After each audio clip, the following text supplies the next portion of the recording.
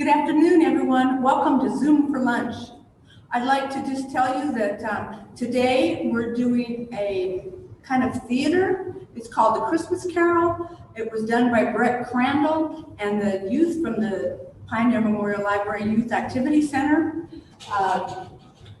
Brett Crandall does theater, and he was originally just going to come, but because of COVID, we brought him to help us do something that we could record.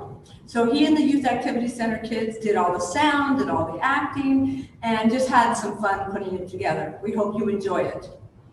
Before we start though, let me just remind you that we will be having some Christmas books, Christmas themed books. This is one of them, and there'll be others. Some of them will be regular print. Some of them will be large print. You probably can find some on digital ebooks. It's that time of year to enjoy your Christmas themes. Another thing that we have going on at the library at this time is Food for Fines. And if you don't remember what that is or don't know, it's bringing canned foods and boxed foods in with current expiration dates and paying your fines for them. We put them in the basket, we take off your fines, and then you're ready to go for the new year. So please be sure and do that. And since we can't get together this Christmas, I just want to be sure and let you know that we are really missing all of you at Book for Lunch and all the activities we have. But we do want to wish you a very Merry Christmas and a Happy New Year. And we are thrilled that you come in to see us, to check out books and do things like that. Remember, if you're not feeling well, or you just don't want to come into the library or don't have time, call us up and we can check a book out for you, and we can do it through the drive-through. We do have a drive-through window still, and if you need help, get online and put something on reserve, or call us up and we'll help you with the checkout. Now, let me have you enjoy Christmas Carol by Brett Crandall and the Youth Activity Center.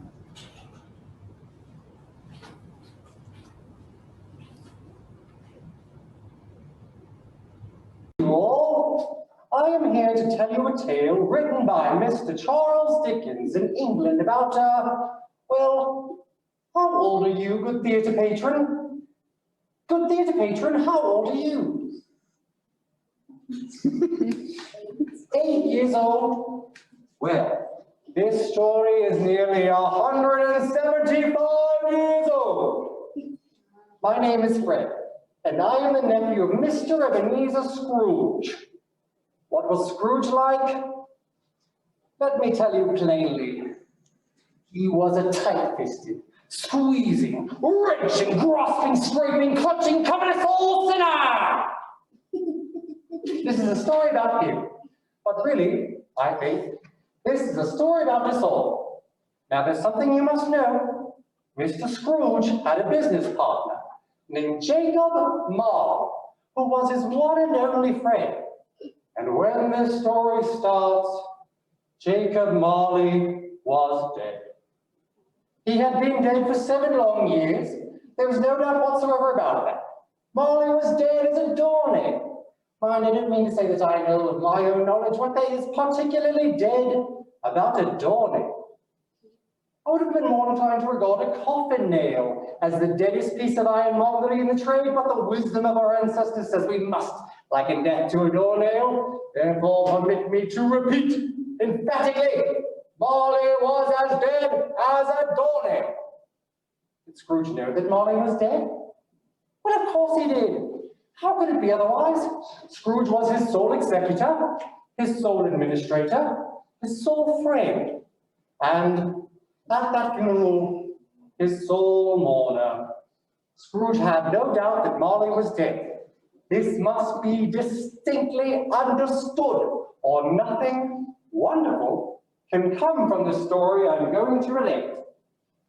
Ladies and gentlemen, may I present to you my uncle, Mr. Ebenezer Scrooge.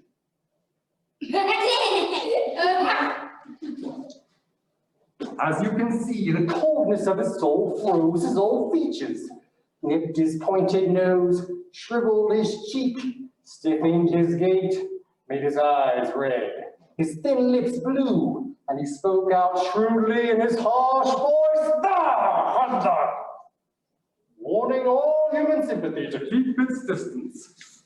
That's my uncle, everybody, Mr. Ebenezer Scrooge. Now, you may not know it by looking at him, but somewhere, way down, way down, I knew that he must have a heart. But he lost it long ago. To find something you lost for so long takes quite a journey.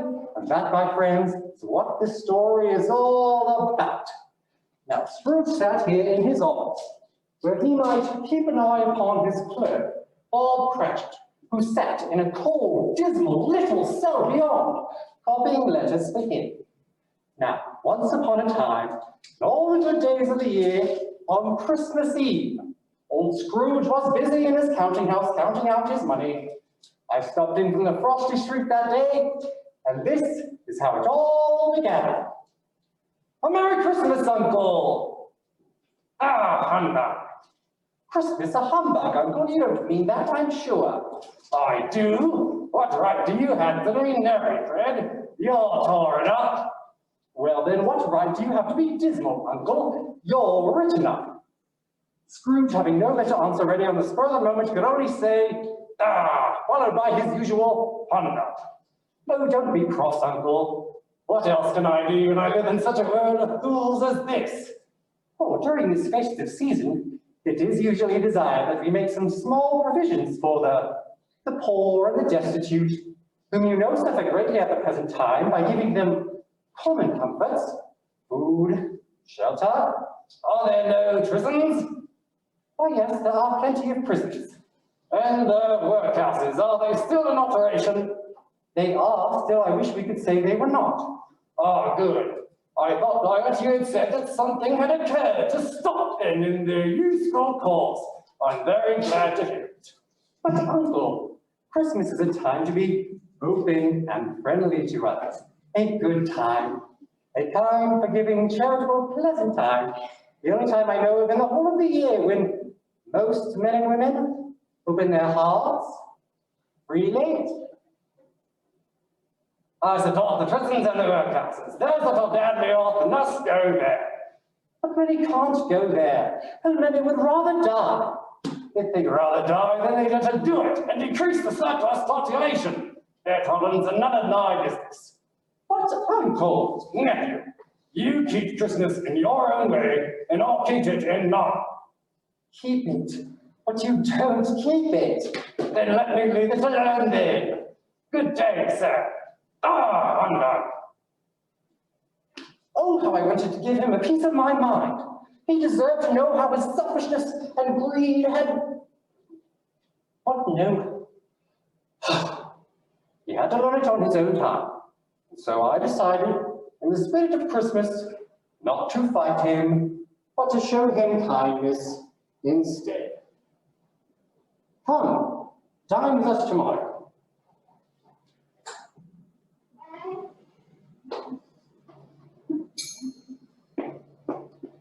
I bring you an invitation. Come, dine with us tomorrow. Elizabeth and I would love to have the pleasure of your company. Elizabeth and I? Why did you fall in love? Well, because it just happens.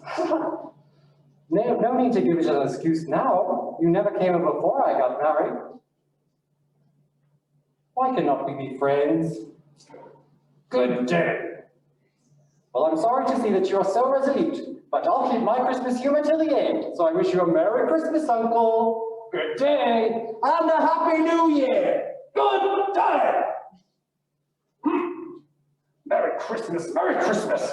That's all I ever hear. I hear it from the carrots. I hear it from my nephew. I hear it from my clerk. I hear it from my... Where is that clerk? Cratchit! Bob Cratchit!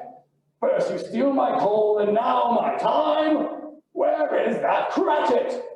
I'm back here, Mr. Scrooge. Where? Yes. Mr. Scrooge? It's 6 o'clock, Mr. Scrooge. It's time to go home. It's Christmas tomorrow. Yes, then I suppose you'll want some time off. If not, Too inconvenient, sir. It's not convenient and it's not fair. If I was to dock half your wages for it, you'd think yourself ill-used. But tomorrow I will get to spend time with my family. With my darling wife and my son, Tim. Tiny Tim, we call him. And we will laugh and sing and dance and... On that. And I suppose you want the whole day off? Well, yes, it is customary, Mr. Scrooge. Well, then be here all the earlier the next day. 9 a.m. on the dot. Yes, sir. 9 a.m., sir. On the dot, Mr. Scrooge. Oh, and, Merry Christmas, sir. Get out! Spend time with my family, he says. My darling wife. His real priority should be his work. He's very lucky to have a situation at all. Well, I suppose that's all the work I can do today. I'll have to return tomorrow. You'd think a day alone in the office would be quiet and peaceful, but not on a day such as Christmas. The carolers lasted all day last year. Jingle bells, jingle all the way. And so Scrooge locked up and made his way home. He lived in a big dark house that used to belong to his business partner, Jacob Marley. But as we all know, Marley was dead as a doornail. The fog and frost so hung about the old blackened gateway that even Scrooge, who knew its every stone, had to grope along with his hands. Finally, he made it to his front door, which sported a large door knocker. Now, it is a fact that there was nothing at all particular about the knocker on the door.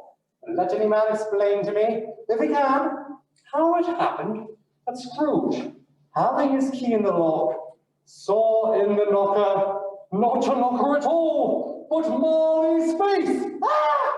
Scrooge jumped back, astonished. But quickly he remembered that Marley was dead, as... Doornail!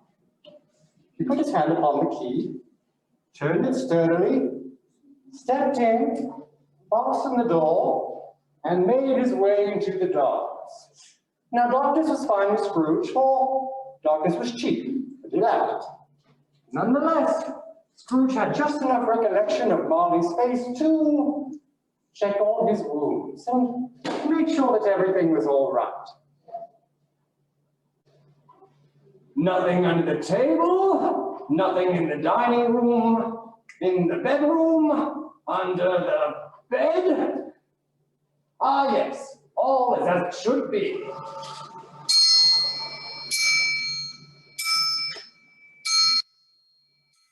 That.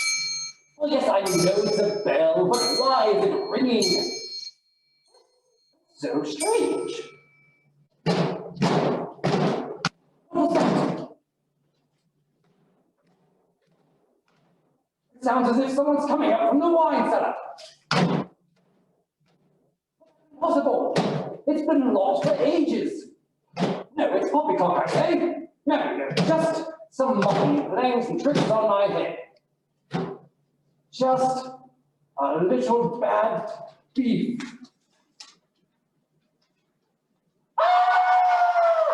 Ebenezer! Who are you? Ask me who I was. Who were you then? You sure are particular for a ghost. In life, I was your business partner, Jacob Marley. Jacob Marley? But you're dead as a doornail. Listen to me, Ebenezer. It is required of every man that the spirit within him must walk abroad amongst his fellow men and travel far and wide. And if that spirit goes not forth in life, it is condemned to do so after death. It is doomed to wander through the world. Oh, woe is me! And witness what it cannot share, but might have shared in life, and turn to happiness. The chains you wear, Jacob, I wear the chain I forged in life. I made it link by link and yard by yard. I made it of my own free will, and of my own free will I wore it. Is it pattern strange to you? Do you want to know the weight and length of the strong chain you bear yourself? It was as long and as heavy as this one 7 Christmas Eves ago. You've added to it since, Ebenezer. Yours is a very long and heavy chain by now. I have come here tonight to warn you, to tell you that you still have a chance and hope of escaping my fate. You have always been a kind friend, Jacob. Thank you. Sweet comfort to me. I have none to give. You will be visited by 3 spirits. Is that the chance and hope you spoke of? It is. Then I guess I'd rather not. Without their visits, you cannot hope to avoid the path that I tread. Expect the first tomorrow when the bell tolls 1. Can't I just take them all at once and get it over with? Expect the second on the next night at the same hour. The third upon the next night when the final strike of 12 ceased to vibrate. Look to see me no more, and look that for your own sake. You remember what has passed between us. Remember, Ebenezer. Jacob? Was that really Jacob? No. I've just had a bad dream. I just need to go back to sleep. Yes, sleep. Ah.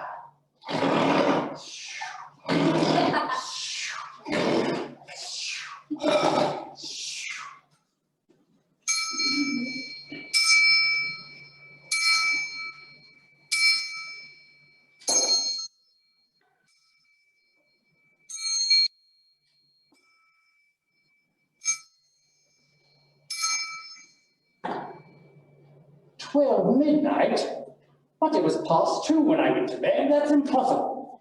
Perhaps an icicle got into the works. 1/4 past. 1/2 past. 1/4 to it. The hour itself. What's going to happen?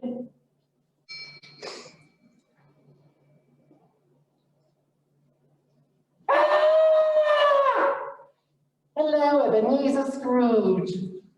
Who are you? I am the ghost of Christmas past. Long past? No, your past. What business do you have here? Your welfare. My welfare? Come, walk with me. I don't think so. Why, it's the middle of the night, and it's freezing. I'm only wearing a stocking gown and a nightcap. What's happening? Oh, I'm levitating off the ground. What's happening? Where are we going? Ah! Tell me, what do you see? I see a field. I was a boy here. This is my childhood home. There's the little market town. And there's my little school chums. Andy, Till, Robin, Holiday. These are but the shadows of the things that have been. They cannot see or hear us. Oh, well, it's still wonderful. Tell me, what is Christmas to you, Ebenezer? What good has it done for you? Well, I was quite happy here. Then why did you never come back and visit? Well, I suppose I was too busy making money. Too busy?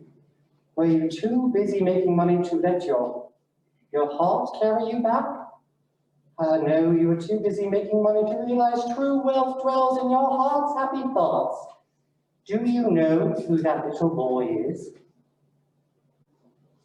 Why, that's me. That's me. That's little me. But why is he so sad? Don't you cry, little Ebenezer. Why can't I make him happy? That's a strange request coming from you. You who have been spreading nothing but misery to those around you. Don't you remember this particular Christmas when your sister Fan came to visit? Why, yes. All the little boys had already been picked up from school when my little sister Fan entered, clapping her hands and laughing. And she said, I've come to bring you home, dear brother. "Oh, hooray! What a wonderful day this is! We'll have the merriest time in all the world." Please, remove me from this place. It makes me too sad to remember little Fan. Please, remove me from this place. These are but the shadows of the things that have been. They are what they are. Do not blame me. Please, remove me. Think well on what you've seen tonight, Ebenezer. Remember, you cannot change the past. You can only revisit it and learn from it and move on. I'm home, and they're gone. Why did I forget my little sister Fan? And why have I not been kinder to her son, Fred, my nephew? He's shown me nothing but kindness, and I've been nothing but miserable to him. Why did I forget? I know. I wanted to be a good businessman and tend to my work, but I chose to forget. No. I've been a good businessman and tending to my work. No, far humbug, all these spirits.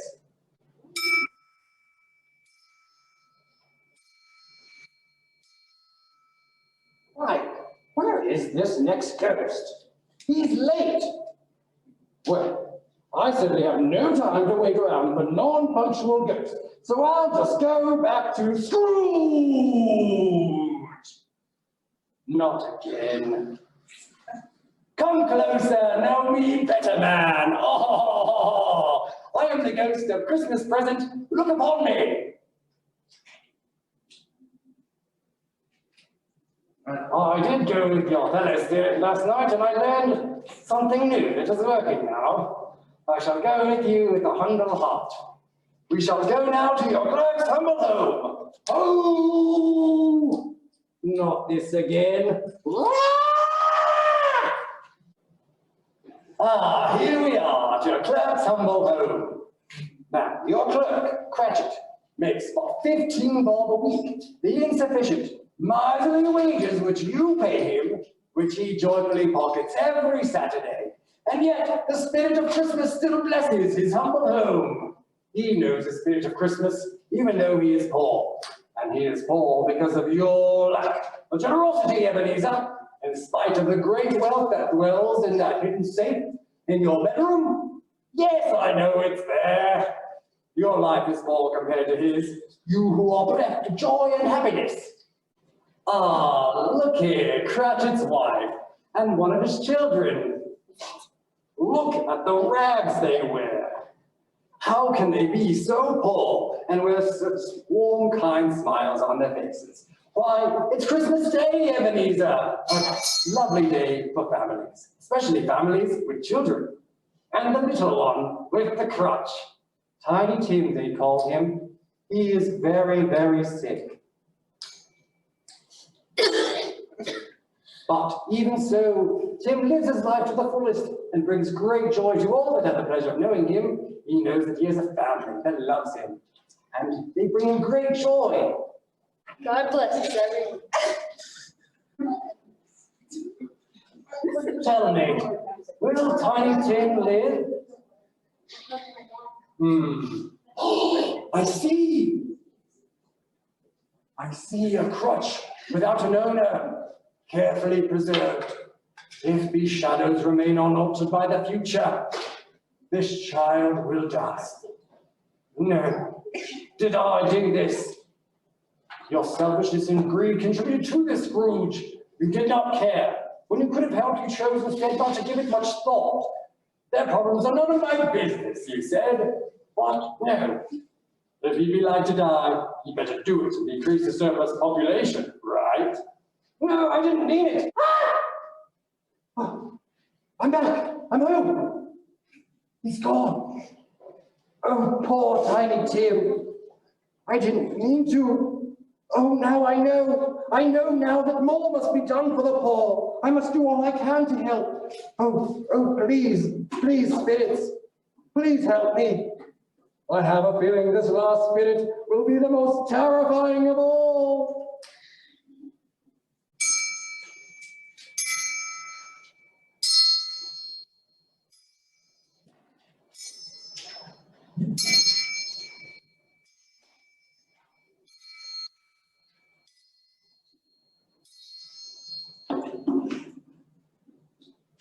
Midnight. Oh no, what's going to happen?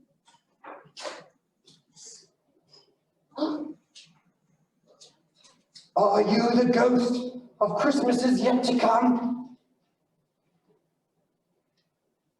Are you here to show me the things that have not yet happened, but will happen in the time before us? Hello? Hello? Hello? Will you not speak to me? Spirit, I have gone with your fellow spirits and I've learned many lessons that are working now. Will you not speak to me? All right, lead on.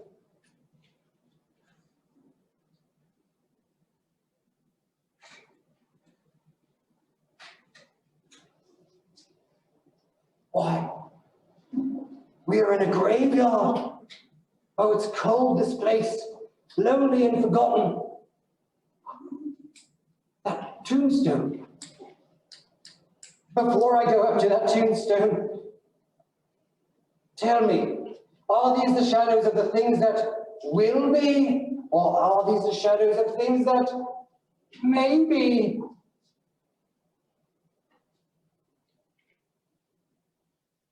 Ebenezer Scrooge.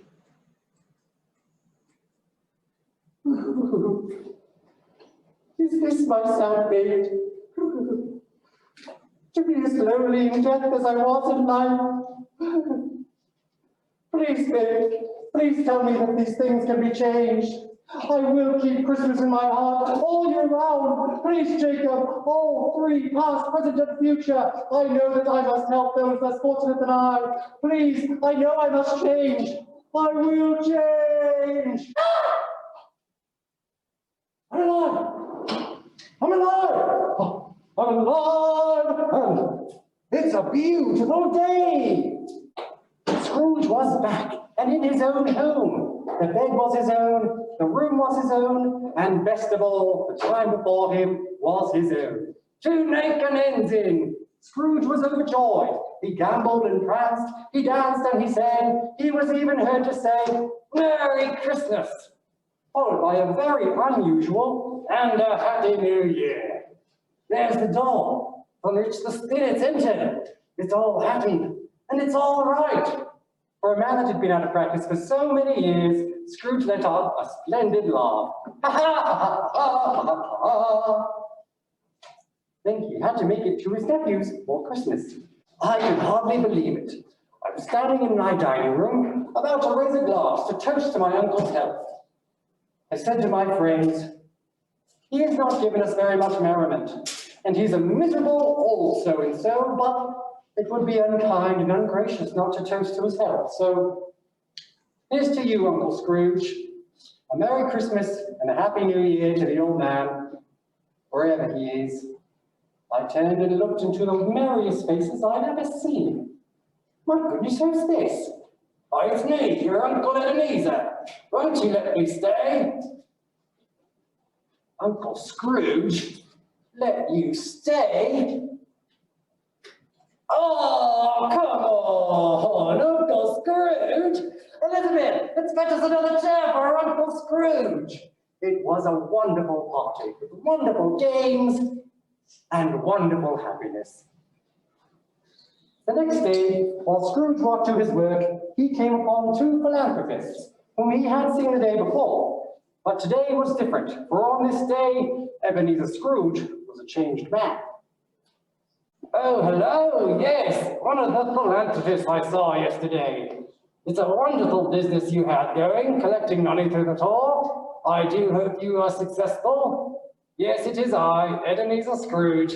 I'm afraid that's not a very good name to you right now, but I'm telling you, I'm a changed man, and to prove it, I'm here to give you a donation in the small amount of $1 bajillion. And not a penny less. A little back payment on it. Yes, thank you very much, and a Merry Christmas. And last but certainly not least, Bob Cratchit. Yes, I'll get here so early today that Bob won't even know what hit him. Oh, what a lovely surprise. Here he comes. 18 minutes late. Bob Cratchit. Yes, sir. Yes, I'm very sorry, sir. I am late. Yes, 18 whole minutes. What do you have to say for yourself? Well, I'm afraid I was making rather merry yesterday, sir. Making rather merry yesterday, sir. Ha! Well, this kind of thing can't happen anymore, Bob Cratchit. You have a family, Yes, sir. and you are very, very tall. Yes, sir, I am rather poor, but regardless, I should not have been late. Well, this kind of thing can't happen ever again. That's why I'm going to raise your salary. Huh? Raise your salary. Did he say raise your salary? Yeah. Are you all right, sir? Are you ill? Merry Christmas, Bob Cratchit. A Merry Christmas to you that I've wished in a long, long time. And to show it, I'll raise your salary, and here's a Christmas bonus. Well, bless my soul, thank you, sir. Ah, thank you so much. Now you get to go home and see all those lovely little Cratchits of yours and your lovely wife. Thank you, sir. A Merry Christmas, sir.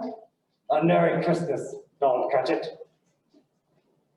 It's happening. I'm changing, Jacob. I can change. Oh, what a wonderful day. I'll have to get a lot of work done. I have presents to get for my nephew, and I have to get my donation ready. And no, I think I just need to go see my nephew. This work can wait. Thank you. Merry Christmas. Scrooge was better than his word. He did it all, and infinitely more. And to Tiny Tim, who did not die, he was a second father.